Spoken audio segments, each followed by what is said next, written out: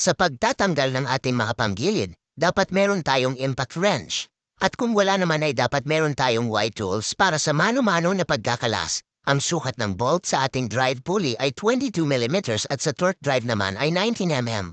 Pag first time kayo magbabaklas ng inyong panggilid ay lagi ninyong tandaan na magkaiba ng kapal ang washer sa ating drive pulley kesa sa torque drive. Mas makapal ang washer sa ating drive pulley. Since tinanggal nyo na rin lang ang panggilid ay tingnan nyo na rin kung madumi na ang inyong CVT parts at linisin. Sa akin kasi malinis pa maitim lang talaga ang kulay dahil sa matagal na. Ang mileage ng aking motor ay nasa 80,000 na ang odo. Mga guys, susubukan ko itong nabili ko sa Lazada na MTR pulley set sa halagang 549 pesos. Titingnan ko kung maganda ang performance niya sa arangkada at dulo.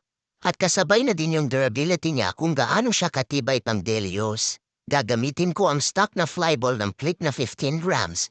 Hindi kasi maganda ang bola na kasama sa set as expected naman sa price niya. Ang setup pala ng panggilid ko ay 1,200 revolutions per minute na center spring, 800 revolutions per minute na clutch spring at 15 grams na bola. Kinumpara ko ang bushing na kasama sa set sa original na bushing ay pareho lang ang kapal at ang haba nila. Pero ang gagamitin ko ay ang original na bushing. At pati ang movable face comp pulley ng MTR ay kagaya ng original na mayroon ding o-ring o gasket na rubber sa gitna. At pati ang rampahan ng flyball ay parehong-pareho, magkaiba na lang siguro sila ng ginamit na uri ng element. Sa bushing naman ay sukat din ang original na bushing sa MTR walang alog, at fit na fit siya. Eto na mga guys, ikakabit ko na siya. Dito pala ay gagamitan ko ng dalawang magic washer na bili ko sa Lazada RS8 brand, 0.5 na milimetro at 1 milimetro. Yung iba mga guys kinakabit sa harap.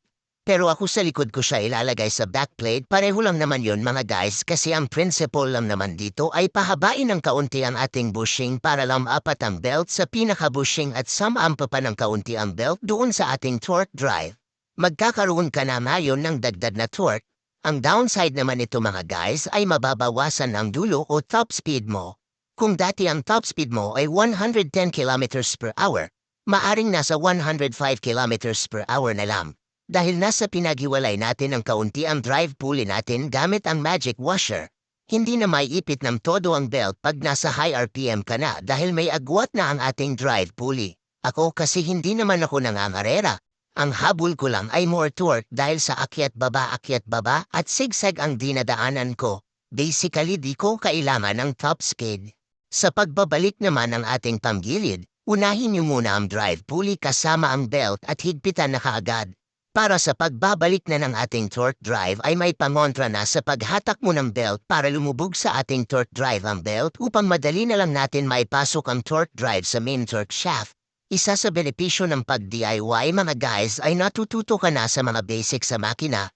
Iwas gastos ka pa para magbayad ng mekaniko. Pero siguraduhin nyo lang na tama ang pagbalik ng mga pyesa. Kasi kapag may mali, say hello sa gastos at mekaniko. Do it at your own risk sabi na. Pagkatapos may kabit lahat ng CVT parts, ay dapat muna natin itong i-testing kung okay ba at walang problema ang ating pagkabalik ng mga parts. Bago natin ibalik ang crankcase cover. Disclaimer lamang tayo mga guys, hindi ko ito inire-recommend sa inyo. Kung may budget kayo pang bili ng mga genuine parts ay yun ang aking inire-recommenda sa inyo. Ako kasi walang pambili ng genuine parts kaya dito muna ako sa local pansamantagal. Mga guys support naman sa aking munting channel maabot ang 1K subscriber. Maraming salamat at dito ko natatapusin ang aking video.